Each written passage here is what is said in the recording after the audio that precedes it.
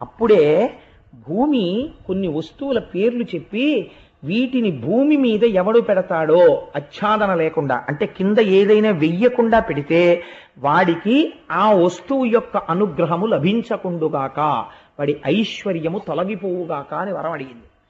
ఆ వస్తువుల పేర్లు అంటే నేను ఇప్పుడు ఈ విషయాలు ఎక్కడి నుంచి అనుసంధానం చేస్తున్నానంటే భాగవతాంతర్గతం కాదు, దేవీ భాగవతంలోంచి అనుసంధానం చేస్తున్నాను. అందులో మీరు బాగా జ్ఞాపకం పెట్టుకోవలసిన వస్తువు ఒకటి ఉంది. చాలా మంది పిల్లలకి చదువు రావట్లేదు అంటుంటారు. భూదేవి వరం ఏమిటో తెలుసా అండి?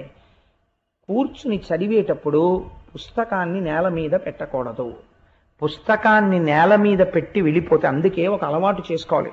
ఏదో ఒక ప్లాంక్ లాంటిది వేసుకుని చదువుకుంటూ గభాలను లేవవలసి వస్తే ప్లాంక్తో పాటు కింద పెట్టాలి తప్ప పుస్తకాన్ని కింద పెట్టేసే అలవాటు అయిందనుకోండి, వాళ్ళ యందు బుద్ధి శక్తి ప్రచోదనం అవ్వదు. ఒకవేళ వాడు ఎంత తెలివైన వాడైనా కీలకమైన సమయంలో పరీక్ష యందు వాడికి సరస్వతి అనుగ్రహం కలగదు. పుస్తకాన్ని నేల పెట్టిన వాడికి సరస్వతీ కటాక్షం ఉండరాదు.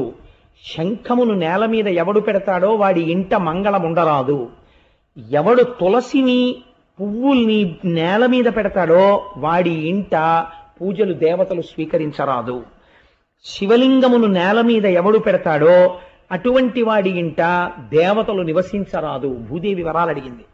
ఇవి యథార్థంగా ఎవరు తెలుసుకోవాలో తెలుసా అండి? గృహస్థాశ్రమంలో ఉన్న వాళ్ళందరూ ఇవి తెలుసుకోవాలి. తెలుసుకుని ఇంట్లో ఈ వస్తువుల విషయంలో చాలా జాగ్రత్తగా ఉండాలి. సరే.